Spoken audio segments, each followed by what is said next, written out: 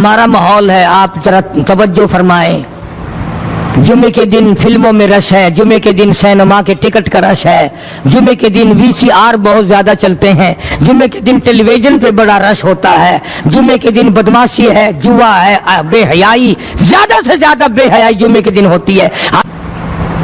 हालांकि हुजूर करीम सल्लल्लाहु अलैहि वसल्लम ने फरमाया जुमे के दिन एक घड़ी ऐसी आती है जो मांगो वही मिलता है, जिस हाल में कुछ कोई मशगूल होगा वही उसकी जिंदगी का मुस्तकिल जरिया बन जाएगा। कौन समझाए तुम्हें? किसके अंदर ताकत और जुर्रत है कि कौम के धारा फेर सके और कौम के रुख को फेर सके? कौन फेर सकता है? इसलिए कुरान करीम ने बार बार ललकारा और फरमाया अफलम यहदि लहुम कमा अहलकना क़ब्लहुम मिनल कुरून, अकड़ने वालों, बदमाशी करने वालों, बेगैरत कमीनों, बादाओं, जब मेरा कहर जोश में आएगा फिर एक दो को नहीं, फिर बस्ती की बस्ती, मुल्क के मुल्क उजाड़ के रख दूंगा। अफलम यहदि लहुम कम अहलकना क़ब्लहुम मिनल कुरून,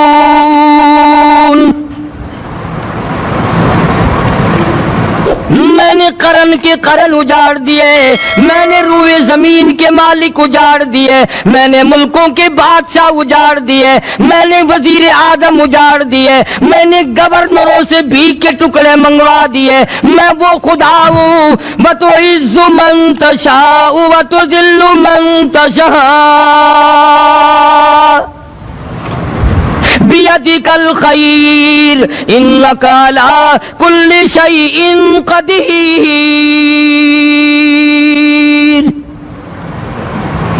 सारा निजाम मेरे हाथ में है। तबारकल्लज़ी बियदिहिल मुल्क, बरकतें मेरे पास है, रहमतें मेरे पास है, खैर मेरे पास है, भलाई मेरे पास है, सलामती के खजाने मेरे पास है, अमन के खजाने मेरे पास है। वहुवा अला बियदिहिल मुल्क, मुल्क में राज मेरा। वहुवा अला कुल्लि शैइन क़दीर, जर्रे जर्रे पे कब्जा मेरा, पत्ते पत्ते पे कब्जा मेरा, पहाड़ की एक एक कंकर पे कब्जा मेरा, समंदर के कतरे कतरे पे कब्जा मेरा। तू होता कौन है अकड़ करने वाला?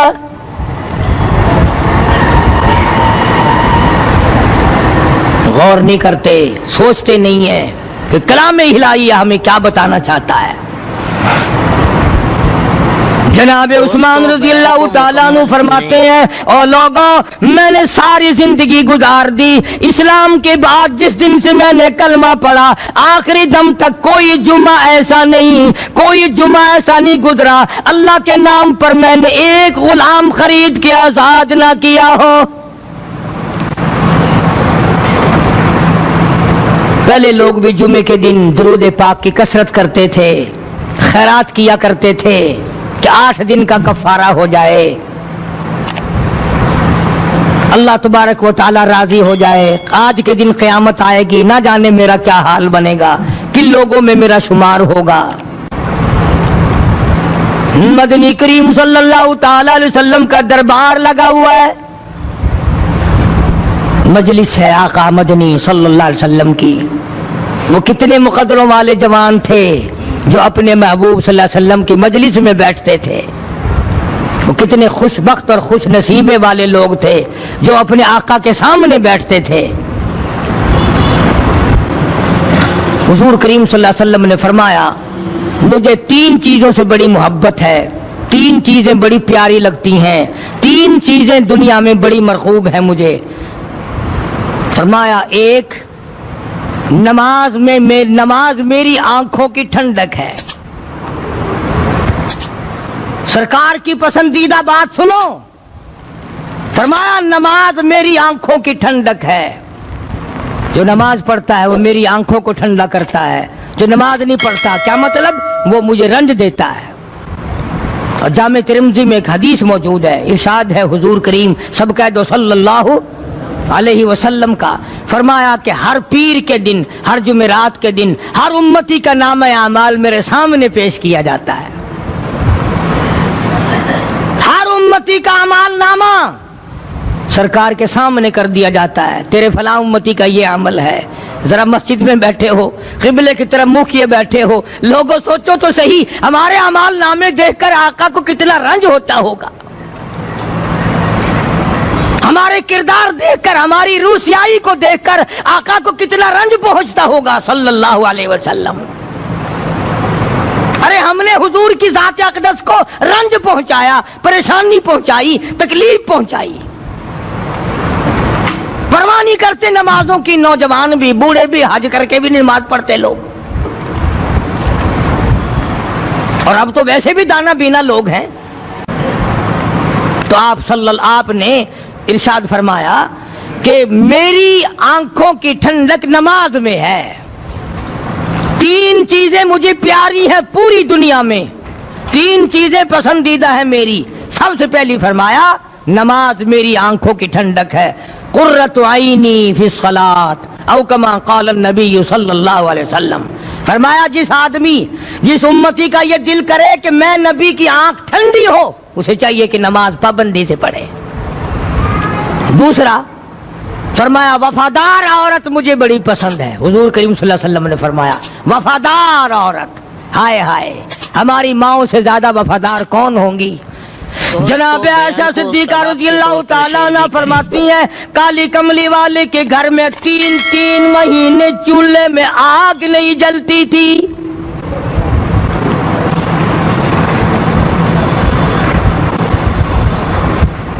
دوسروں کے واسطے ہے سیم و زر و گوہر، اور اپنا یہ حال ہے کہ چولہا ہے بجھا ہوا. جناب عائشہ صدیقہ رضی اللہ تعالیٰ عنہ فرماتی ہیں ہمیں 24 گھنٹے میں ایک پانی کا پیالہ اور ایک کھجور کا دانہ ملا کرتا تھا.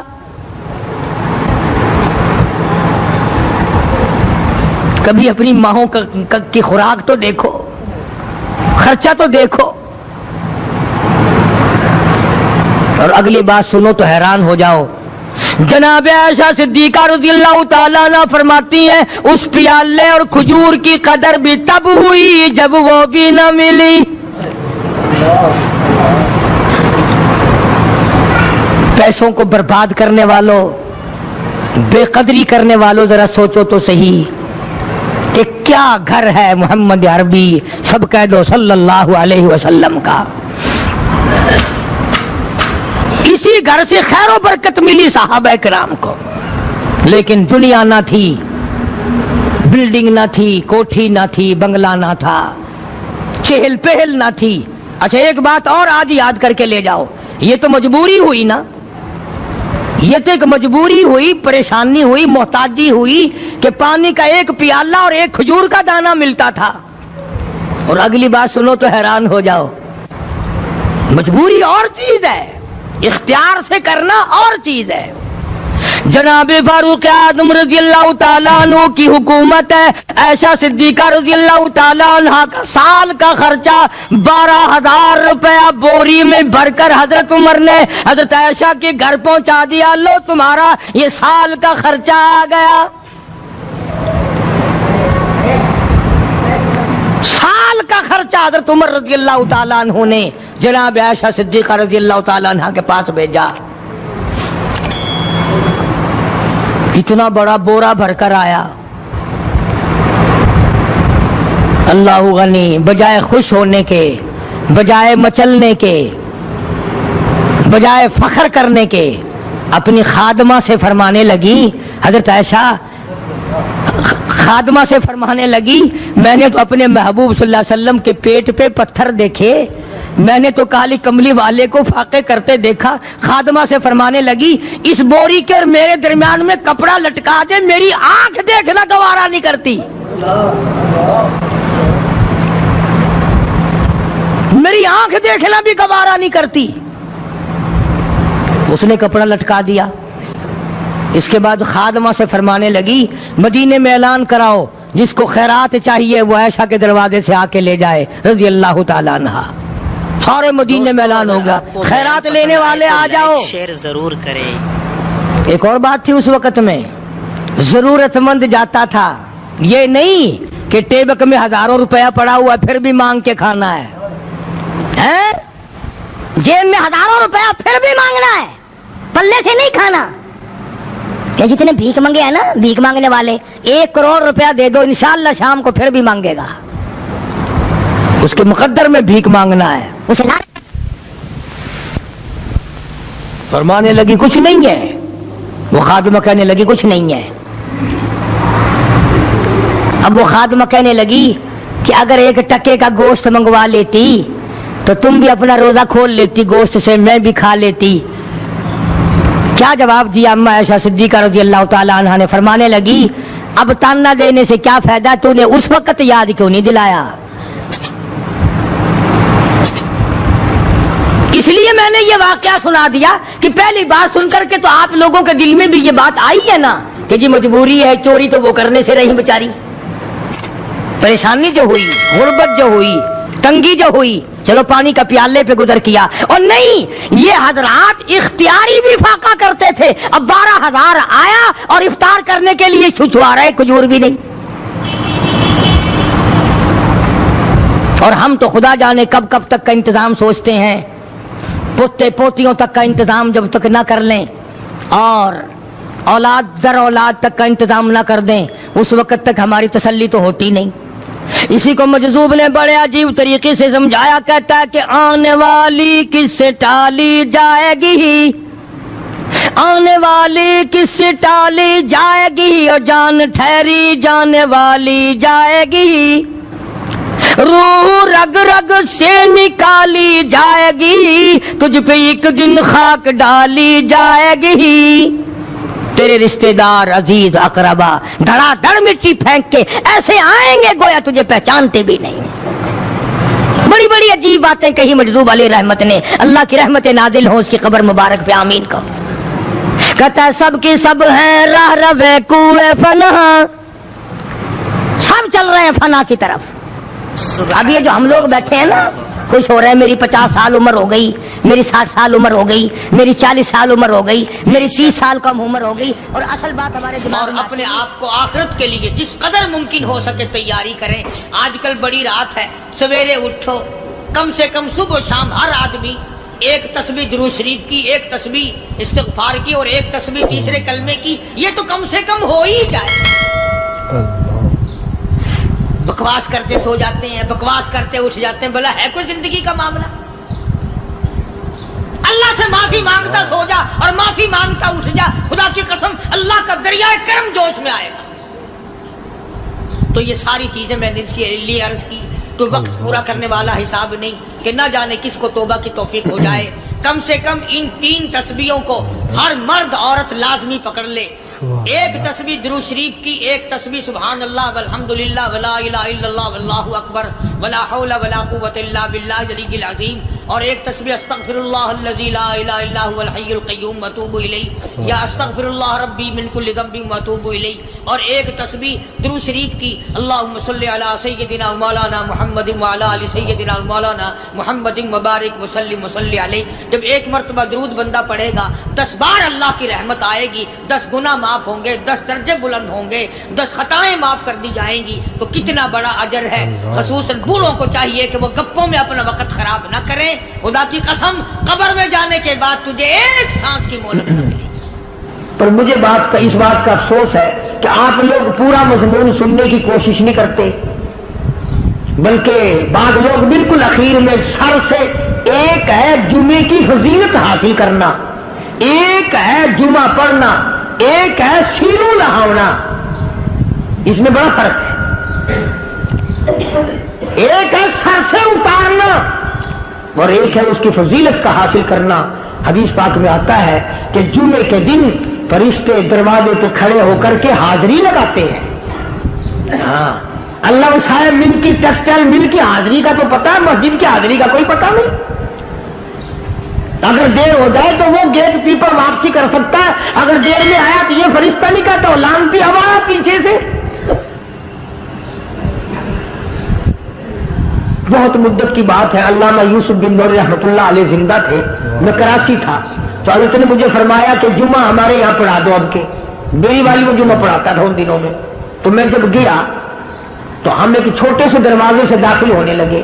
ایک پٹھان کہنے لگا پرلے دروازے سے چلو، میں بھی ادھر سے جاتا ہوں. میں نے کہا کیوں؟ کہنے لگا فرشتہ ادھر رجسٹر لیے کھڑا ہے، تم ادھر سے گھس جاؤ گے تمہارا حاضر ہی نہیں لگے گا. تو کہنے لگا فرشتہ بڑے گیٹ پہ کھڑا ہے ادھر چلو. تو کم سے کم اس پٹھان کا تو یہ عقیدہ ہے کہ فرشتہ کھڑا ہے، اور تمہارا خیال یہ ہے کہ جمعے کے دن نہ فرشتہ ہے نہ خدا ہے، کوئی بھی نہیں ہے. اس لیے سیرت النبی صلی اللہ علیہ وسلم کا عنوان شروع ہوگا. وقتی آؤ پورا مضمون سنو تاکہ لطف آئے، دل و دماغ بنے. اور عقیدہ میں نے تمہیں بتا دیا، لا الہ الا اللہ، خدا کے سوا الہ کوئی نہیں، مشکل کشا کوئی نہیں، پیدا کرنے والا کوئی نہیں، فصل میں دکان میں کارخانے میں اس کے سوا برکت دینے والا کوئی نہیں. اور یہ بات بتائی کس نے؟ محمد الرسول اللہ صلی اللہ علیہ وسلم. ہمارے نبی حضرت محمد الرسول اللہ صلی اللہ علیہ وسلم نے ہمیں یہ بات بتائی. خدا کے بعد خدا کوئی نہیں، مصطفیٰ کے بعد نبی کوئی نہیں. حضور صلی اللہ علیہ وسلم کے بعد کوئی کسی قسم کا جو نبوت کا دعویٰ کرے وہ کافر ہے، دجال ہے، بے ایمان ہے، وہ خنزیر سے بدتر ہے جو میرے آقا کے ختم نبوت کے تاج کو ہاتھ لگائے گا. فرمایا لہم قلوب لا یفقہون بہا. اللہ پاک جل شانہ فرماتے ہیں جس کا دل قرآن کریم سمجھنے کا عادی نہیں، لہم قلوب لا یفقہون بہا، جس کا دل قرآن سمجھنے کے لیے تیار نہیں، وَلَهُمْ أَعْيُنٌ لَا يُبْصِرُونَ بِهَا، جس کا کان اللہ کا قرآن سننے کے لیے تیار نہیں. أَمْ لَهُمْ آذَانٌ لَا يَسْمَعُونَ بِهَا، أَمْ لَهُمْ آذَانٌ يَسْمَعُونَ بِهَا، جس کا کان خدا کا قرآن سننے کو تیار نہیں. خدائی فیصلہ سنو، اللہ کے قرآن کا فیصلہ سنو، اللہ کے کلام کا فیصلہ سنو. جس کا کان میرا کلام سننے کے لیے تیار نہیں، جس کو میرا قرآن سن کے مزہ نہیں آتا، جس کو میرا کلام سن کے حلاوت نہیں آتی، جس کو میرا کلام سن کے لذت نہیں آتی، جس کی روح تازی نہیں ہوتی، جس کو لطف نہیں آتا، جس کو کیف نہیں آتا، جس کو سرور نہیں آتا، جو میرا قرآن سننے کو تیار نہیں، جو میرا قرآن آنکھوں سے دیکھنے کو تیار نہیں، جو میرا قرآن سننے سمجھنے کے لیے تیار نہیں. آؤ پھر خدائی فیصلہ سنو. فرمایا اولئک کالانعام.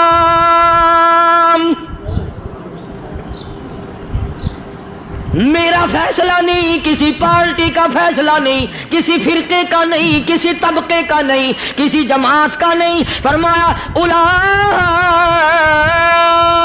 الانعام. پیدا کرنے والا مالک و خالق کہتا ہے مجھے اپنی کبریائی کی قسم یہ سارے جانور ہیں.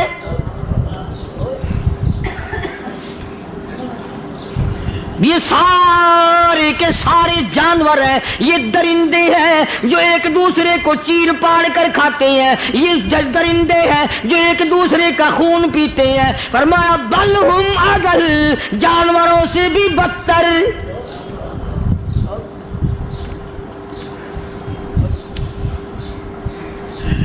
جس کے دل میں قرآن سن کر ترس نہیں، جس دل میں رحم نہیں، اپنے سے کمزور دیکھ کر جس کے دل میں شفقت نہیں، مہربانی کا مادہ نہیں. فرمایا وہ کوئی بندہ ہے، وہ تو جانور ہے. اور خدا قسم میں آ گیا، فرمایا بل ہم اضل، اس سے بھی بدتر. اللہ والے جو ہیں وہ ان خصلتوں کو دور کراتے ہیں اور وہ آدمی کے مزاج اور دل میں سے ایسی چیزیں نکالتے ہیں جو اس کی بربادی کا ذریعہ بنتا ہے. دل کی بیماریوں کا کسی کو فکر نہیں. بخار ہو جائے آپ چڑھ جائے آپ کو پتہ چل جاتا ہے، نزلہ ہو جائے آپ کو پتہ چل جاتا ہے، کھانسی ہو جائے پتہ چل جاتا ہے. دل کی بیماریوں کا کیا پتہ چلے؟ صحابہ کرام رضوان اللہ تعالی علیہم اجمعین کی جماعت کے اللہ پاک کے محبوب حضرت محمد الرسول اللہ صلی اللہ تعالی علیہ وسلم نے دلوں کی صفائی کی. پہلے لوگ جھونپڑیوں میں کچے کوٹھوں میں رہتے تھے, نہ اتنی صفائی تھی نہ اتنی ترقی تھی. آج برتنوں کی صفائی دیکھو, کپڑوں کی صفائی دیکھو, مکان کی صفائی دیکھو, رات دن بس اسی دھندے میں لگے ہوئے. سارا دن برتن دھونے سے فرصت نہیں, سارا دن کپڑوں کے بناؤ اور سنوار میں فرصت نہیں. تو اللہ والے ایسے موقع پر بڑی عجیب بات کہتے ہیں. وہی مجذوب ہے, مجذوب علی رحمت کہتے ہیں بظاہر تو ہر شے میں بے حد صفائی, بظاہر تو ہر شے میں بے حد صفائی, مگر دل میں ہے گندگی انتہائی. بظاہر تو ہر شے میں چہرے کی صفائی, بدن کی صفائی, نہ جانے کتنی قسم کا صابن ہے, نہ جانے کتنی قسم کے پاؤڈر ہے, نہ جانے کتنی قسم کے شیمپو ہیں, نہ جانے کتنی قسم کے کپڑے ہیں, کیا چال ڈھال ہے, کیا نئے نئے ڈیزائن ہے. مجذوب کہتا ہے سب کچھ دیکھ لیا, بظاہر تو ہر شے میں بے حد صفائی, مگر دل میں ہے گندگی انتہائی. جس یار کی بیٹھک میں بیٹھ کے کھانا کھایا, جس رشتہ دار کی بیٹھک میں بیٹھ کے کھانا کھایا, اسی کی بہن کو دیکھ کر آبرو پہ ڈاکہ ڈالنے کا پروگرام ہے. جس دوست کے گھر میں بیٹھ کے کھانا کھایا, اسی دوست کی بیوی کی عزت لوٹنے کا پروگرام ہے. پرانے زمانے میں اب بھی دلی جیسے شہر میں اگر دعوت کی جاتی ہے تو وہاں ایک تشتری میں نمک آتا ہے سب سے پہلے. عرب میں بھی دستور تھا پرانے زمانے میں, اگر کوئی دعوت کرتا, کوئی تقریب کرتا, سب سے پہلے نمک آتا تھا. ایک ایک انگلی ہر شخص نمک چاٹتا تھا. کیا مطلب؟ جس نے نمک چاٹ لیا اب وہ نمک حرامی نہیں بنے گا. اس گھر میں چوری کرنا, اس گھر کی آبرو کا غلط تصور لانا, اس گھر کے مال میں خیانت کرنا وہ حرام سمجھتا تھا جس گھر کا میں نے نمک چکھ لیا. اور مسلمانوں کی بات نہیں, ہندوؤں کی بھی یہ باتیں تھی. مولانا محمد علی صاحب جلندری سب قید رحمت اللہ علیہ فرمایا کرتے تھے کہ ایک سکھ تھا بہت بڑا ڈاکو, مسلمان اور ہندو مل کر اس کو ساتھ ملا کر کے لے گئے کہ یہاں اس گاؤں میں, اس پنڈ میں ڈاکہ ڈالے. سفر کر کے گئے, تکلیف اٹھا کے گئے. اس سکھ ڈاکو نے پوچھ لیا کہ یہ کون سا گاؤں ہے کہ یہ فلانا ہے. اچھا سارے کے سارے یہ تلاش کرو, یہ سوچ بچار کرو, اپنے پنڈ کی, اپنے علاقے کی, کسی مسلمان کی, کسی ہندو کی, کسی سکھ کی, کسی چوڑے چمار کی اس گاؤں میں لڑکی تو نہیں. ہمارے یہاں سے کوئی لڑکی تو شادی ہو کے یہاں نہیں آئی ہوئی. ان ساروں میں سے کہنے لگا کہ ہمارے بھنگی کی لڑکی جمعدار کی یہاں آئی ہوئی ہے. کہنے لگا واپس چلو, بیٹی بیٹی ہے, چاہے بھنگی کی ہو یا نواب کی ہو. ارے کل بیٹی کا ڈولا دیا تھا, آج ڈاکہ ڈالیں گے, شرم نہیں آئے گی؟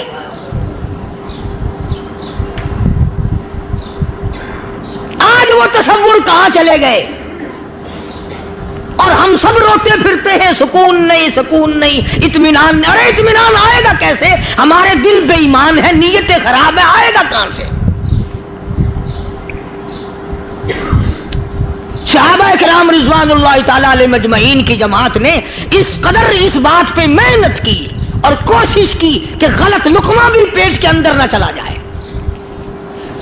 چنانچہ میں علی اعلان کہتا ہوں, 1,29,000 صحابہ کرام, کالی کملی والے کے دیوانے اور پروانے, حضور کے یار جانثار, حضور کے ساتھ فاقہ کھانے والے, فاقوں مرنے والے, پتھر کھانے والے, اپنے بچوں کے ٹکڑے ہوتے ہوئے دیکھ کر لا الہ الا اللہ محمد الرسول اللہ کی صدا بلند کرنے والے صحابہ کرام کا یہ حال تھا. پیدل سفر کر کے جاتے تھے یہودی عیسائی, شام نکل گئے, فلسطین نکل گئے, ہندوستان آ گئے, 2 سال لگ جاتے تھے. اپنی جوان بیٹیوں کو مسلمانوں کے گھروں میں چھوڑ کے آ جاتے تھے. کبھی نگاہ نبوت نے جن کو رنگ دیا تھا کبھی کسی صحابی پہ ذرہ برابر الزام نہیں لگا. ان یہودیوں کا، ان عیسائیوں کا یہ عقیدہ تھا کہ محمد صلی اللہ علیہ وسلم کے جو غلام ہیں ان کی نگاہ بھی پاک ہے، ان کے دل بھی پاک ہیں، ان کے ارادے بھی پاک ہیں، ان کے ہاتھ بھی پاک ہیں.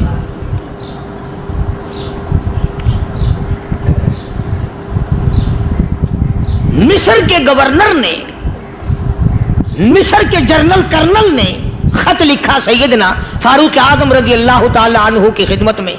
دور خلافت ہے حضرت فاروق اعظم کا.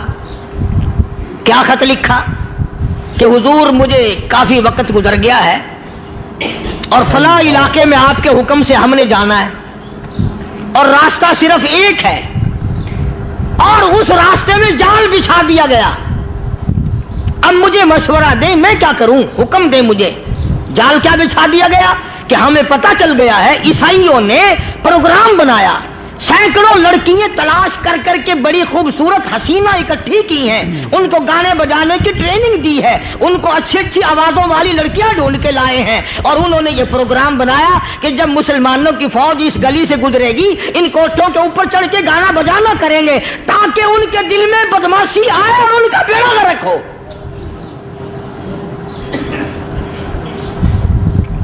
کبھی کافر کا یہ عقیدہ تھا کہ مسلمان کا دل بگڑا تو یہ گیا، اس کی نیت میں خرابی آئی اور یہ تباہ ہوا. جناب فاروق اعظم رضی اللہ تعالیٰ عنہ نے اسے یہ خط نہیں لکھا کہ تو قرآن پڑھا کر، تو نفل پڑھا کر. امیر المومنین خلیفۃ المسلمین سیدنا فاروق اعظم رضی اللہ تعالیٰ عنہ نے اپنے جنرل کرنل کو خط لکھا کہ اس میں لمبی چوڑی فکر کی کوئی بات نہیں، اس میں کوئی پریشانی والی بات نہیں، کوئی سوچ و بچار والی بات نہیں. سارے تیری فوج میں، تیری کمان میں مسلمان ہیں، سب کو اکٹھا کر لے، ساروں کو اکٹھا کر کے قرآن کریم کے سورت نور کی 2 آیتیں سنا دے.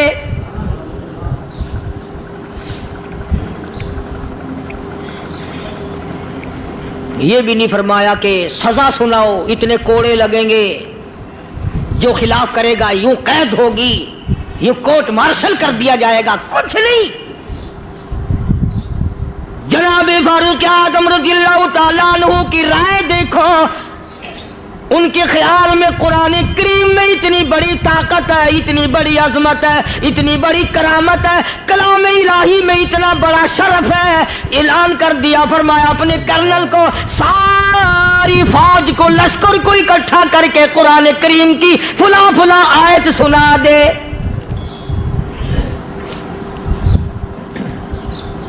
اور اس کے بعد بے دھڑک فوج کو، لشکر کو اسی راستے سے گزار کے لے جا، بے دھڑک لے جا. ہائے کبھی قرآن کی 2 آیتوں سے کام بن جاتا تھا، اب سارے قرآن سے میرا تیرا کام نہیں بنتا. قصور قرآن کا نہیں ہے، یہ میرا تیرا ہے.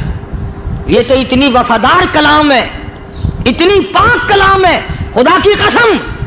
ہزاروں رجسٹروں کے گتے، ہزاروں چائے کے ڈبے، ہزاروں مٹھائی کے ڈبے، لاکھوں کروڑوں دوائیوں کے ڈبے گندے نالوں پہ، کوڑیوں پہ، روڑیوں پہ پڑے ہیں، اور جس گتے نے قرآن کے ساتھ یاری لگا لی، خدا کی قسم کوئی آدمی بغیر وضو اس گتے کو بھی ہاتھ نہیں لگا سکتا. ہزاروں نہیں لاکھوں کپڑے مارکیٹ میں پڑے، پر جس کپڑے نے قرآن سے یاری لگا لی، جو کپڑا جسدان بن کر قرآن پہ چڑھ گیا، لوگ اس کو بھی چومتے ہیں اور چومنا چاہیے. یارو کپڑے نے قرآن سے یاری لگائی تو کپڑا عظمت والا بن گیا، گتے نے یاری لگا لی تو گتا بن گیا. ہزاروں قسم کے کاغذات روزانہ ذلیل ہوتے پھرتے ہیں، جس کاغذ پہ قرآن لکھا گیا وہ عظمت پا گیا، جس سیاہی سے قرآن لکھا گیا وہ سیاہی عظمت والی بن گئی. ارے اگر مسلمان قرآن کو اپنے اندر پیدا کر لے، اس کی عظمت کو بسا لے، اس کو اپنا لاہ عمل بنا لے، اس کو اپنے سر پہ رکھ لے، تو کیا یہ بندہ قرآن کے ساتھ وفاداری کرے تو قرآن کیا خیال ہے قرآن بے وفائی کر دے گا؟ یقین نہیں، یقین اصل بات اعتقاد کی ہے. یقین کا تو یہ عالم بنا ہوا ہے کہ اگر کوئی چوری کا معاملہ ہو جائے اور کسی پر شبہ ہو، اگر اسے کہو کہ قرآن اٹھا دے تو دیر نہیں لگائے گا. اور اگر کہے کہ فلانی خانگاہ کا کنڈا مار دیا کہ یہ کام میں نہیں کرتا. خانگاہ کے کنڈے پہ ایمان ہے، قرآن پہ ایمان نہیں. اس پر یقین ہے کہ پیر اندھا کر دے گا، اور یہاں یقین نہیں کہ جس خدا نے پیدا کیا اگر میں نے جھوٹا قرآن اٹھایا تو وہ برباد کر دے گا.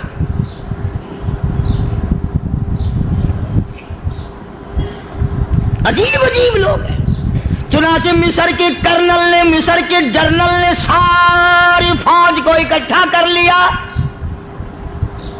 اس نے بھی یہ بات تو نہیں کہی کہ فاروق اعظم کو دوبارہ خط لکھتا کہ حضرت یہ تو 2 آیتیں آپ نے لکھی، یہ تو سارا قرآن روز پڑھتے ہیں، پر بنے گا کیا؟ جیسے فاروق اعظم کا یقین تھا، فاروق اعظم کی فوج کے کرنل کا بھی یقین ہے، فاروق اعظم کے فوج کے جنرل کا بھی یقین ہے. اس نے ساری فوج کو اکٹھا کیا، لشکر کو جمع کیا، اور اس کے بعد کہنے لگا قل للمؤمنین یغضوا من ابصارکم ویحفظوا فروجہم ذالک ازکی لہم ان اللہ خبیر بما یصنعون. او لوگوں، خدا تمہیں کہتا ہے اپنی آنکھوں کی حفاظت کرو. اگر تمہاری نظریں غلط جگہ پڑی، اپنی عزت کی حفاظت کرو، اپنی آبرو کی حفاظت کرو. اگر غلط نظریں پڑی، غلط استعمال ہوئی، ان اللہ خبیر بما یصنعون.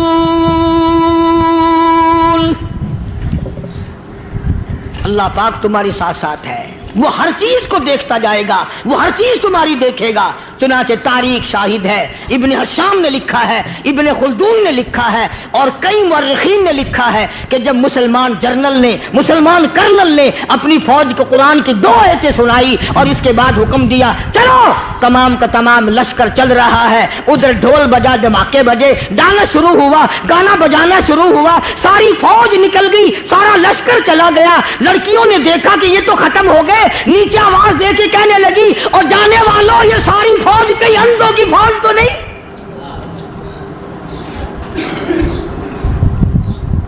یہ حسن کا نظارہ اور یہ ڈانس اور یہ آواز، ہم ناچ ناچ کے تھک گئی، کوئی سر نہیں اٹھاتا.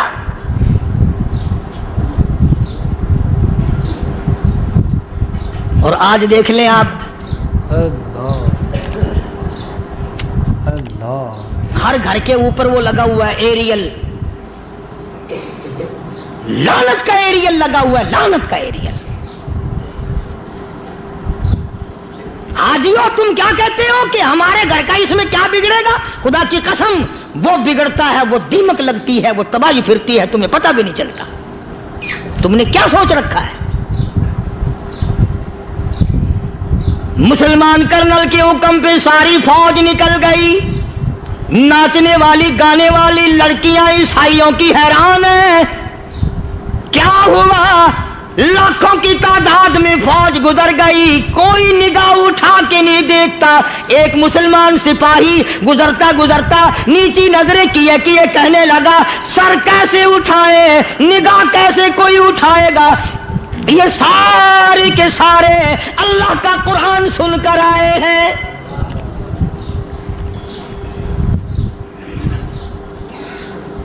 کیسے کوئی نگاہ اٹھائے گا؟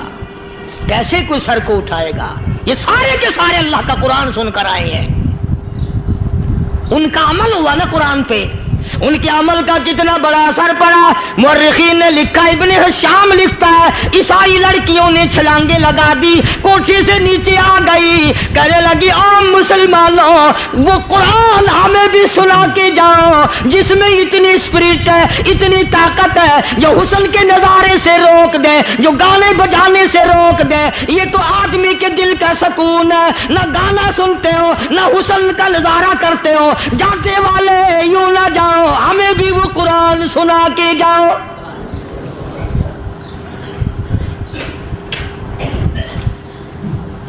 اس قرآن میں کتنی بڑی طاقت ہے، وہ کتنی عظمت ہوگی، اس میں، اس کلام میں کتنی برکت ہوگی، جس کلام میں یہ تاثیر ہے کہ وہ ایسی ایسی چیزوں سے روک دیتا ہے. چنانچہ ایک مسلمان سپاہی چلتا بھی جاتا ہے، اور کہنے لگا وَقُلْ لِلْمُؤْمِنِينَ وَقُلْ لِلْمُؤْمِنِينَ، قرآن کی آیت پڑھ کے سنائی.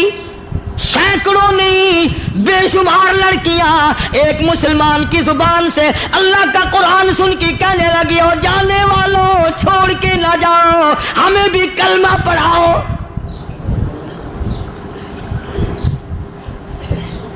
جتنی بھی وہ ناچنے گانے والی تھی تمام کی تمام کلمہ پڑھ کر مسلمان بن گئی.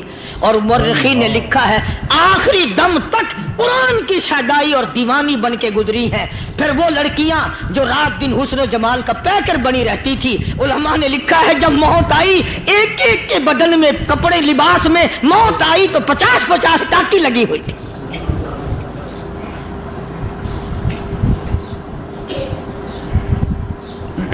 بظاہر تو آج بھی بڑی جھاڑا پنجی ہے، بڑی صفائی ہے، بڑی دوڑ دھوپ ہے. اسی کو مجذوب الاعلان کہتا بظاہر تو ہر شے میں بے حد صفائی، مگر دل میں ہے گندگی انتہائی، کبھی اس کے دھوکے میں آنا نہ بھائی، یہ سب ہے رعائی، یہ بس ہے رعائی.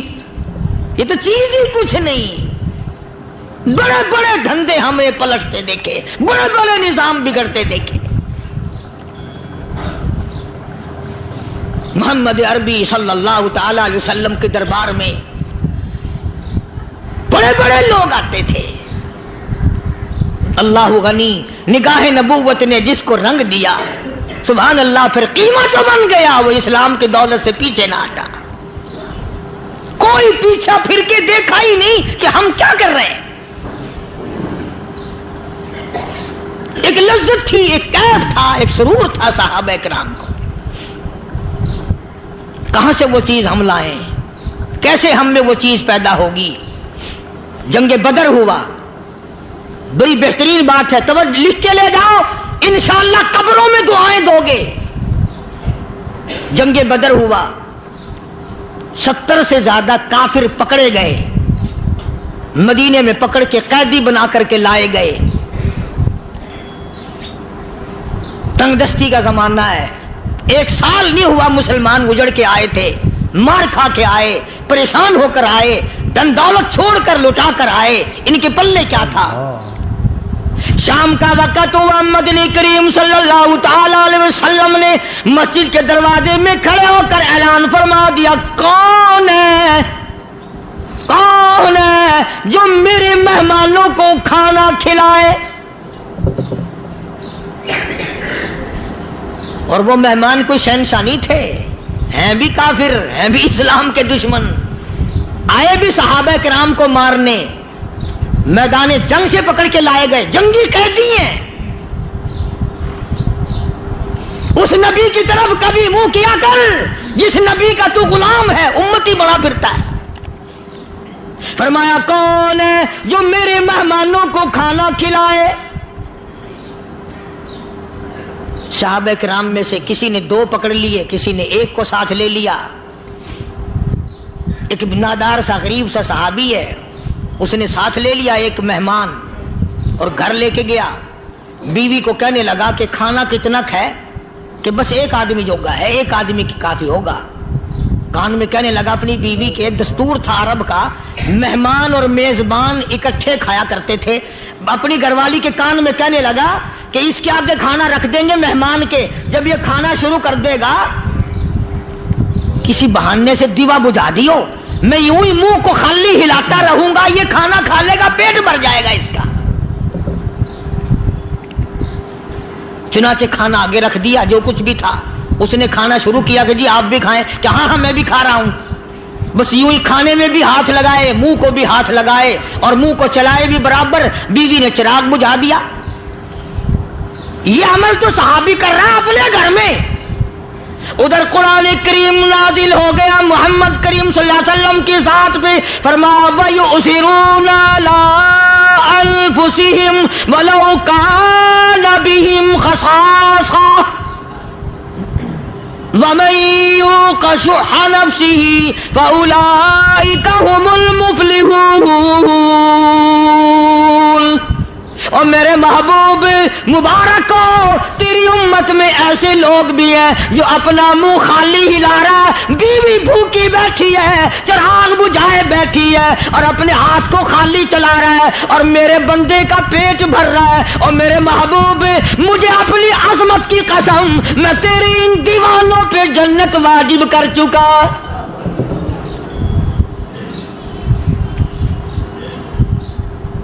اب حضور صلی اللہ علیہ وسلم نے تو ان کو نہیں سکھایا تھا کہ تو جا کے ایسا کرنا،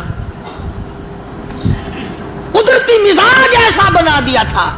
ایک اور موقع آیا مدینے پاک میں، جنگی قیدی اور جگہ سے اسی طرح سے آئے، ایک صحابی ایک اور آدمی کو جنگی قیدی کو کافر میں گھر لے گیا۔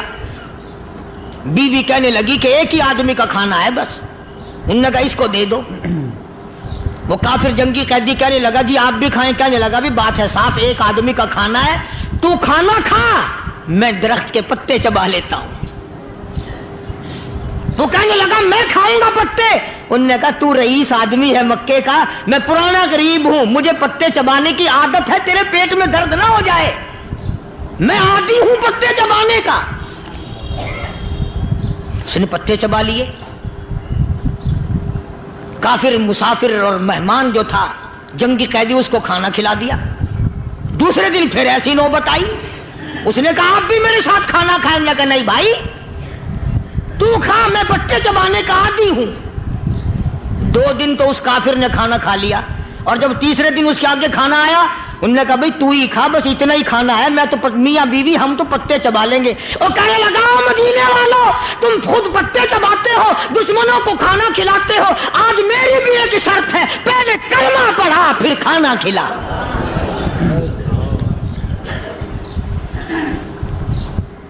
آج میری بھی ایک شرط ہے۔ 2 دن کے عمل نے کفر کو مٹا دیا، اسلام چمک گیا۔ 2 دن کے عمل نے، میرا تیرا 60 سال کا عمل ہے، کبھی کسی کافر کو مسلمان بنایا؟ الٹے ہی کام، ہر غلط، ہر معاملہ الٹا ہی ہے۔ ہر آدمی بیزار ہوتا ہے، یار دین تو کچھ نہیں، یار اسلام کچھ نہیں، یارو ایمان کچھ نہیں۔ اسی کو قرآن کریم نے للکار کے آواز دے کے فرما دیا لوگوں ایسی گڑبڑ نہ کرو ورنہ میں وہ خدا ہوں۔ فَأَخَذَتْكُمُ الصَّاعِقَةُ وَأَنْتُمْ تَنْظُرُونَ۔ جبریل امین نے ایک چیخ ماری، ساری قوم کے جگر پھٹ گئے۔ میں وہ خدا ہوں، لا ترکضوا وارجعوا إلى ما أترفتم فيه ومساكنكم لعلكم تسألون۔ لوگ مکان چھوڑ کے بھاگتے ہیں، ماحول چھوڑ کر بھاگتے ہیں، معاشرہ چھوڑ کر کے بھاگتے ہیں۔ خدا کہتا آؤ، جن مکانوں پہ تمہیں ناز تھا وہ یہ کھڑے بھاگ کر رہے ہو۔ اسی کو قرآن کریم کہتا ہے ان الذین قالوا ربنا اللہ ثم استقاموا، وہ آدمی جس نے لا الہ الا اللہ محمد الرسول اللہ صلی اللہ علیہ وسلم پڑھا، اللہ کی توحید کا اقرار کر لیا، او میرے مالک تیرے سوا میرا کوئی مشکل کشا نہیں، حاجت روا نہیں، میرے دل کے بھید کو جاننے والا نہیں، میری بگڑی بنانے والا کوئی نہیں، اجڑوں کو بسانے والا کوئی نہیں، کھیتی کو آباد کرنے والا کوئی نہیں، ایک دانے سے سینکڑوں دانے بنانے والا تیرے سوا کوئی نہیں۔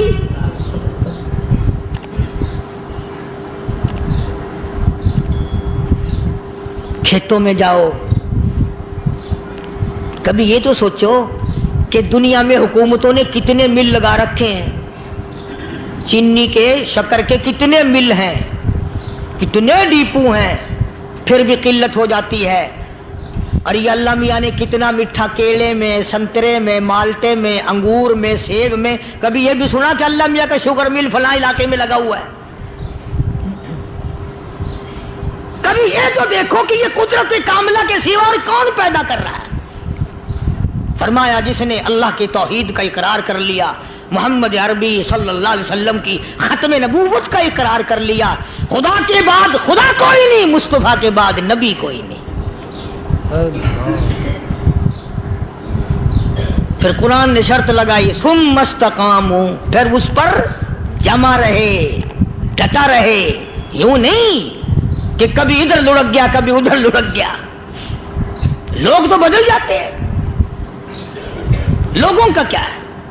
پچھلے سال کی بات ہے، یہیں مغرب کی نماز کے بعد گرمی کے موسم میں یہاں بیٹھا ہوا تھا، باہر آ گئے شہر کے وہ آدمی، وہ کہنے لگے جی ایک کام آئے ہیں۔ میں نے کہا کیا؟ کہ 25,000 روپے چوری ہو گیا ہمارا، بتاؤ ہمیں۔ میں نے کہا بھی مجھے کیا پتا؟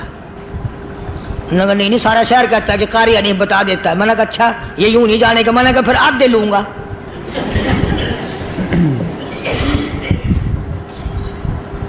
25,000 گم ہوئے ہیں نا، 12.5 میرے 12.5 تمہارے۔ کہنے ہیں دیکھو نا جی بال بچے چھوٹے چھوٹے غریب بچے ہیں جن کے وہ پیسے ہیں۔ میں نے کہا اچھا میں بادشاہ لگا ہوا ہوں۔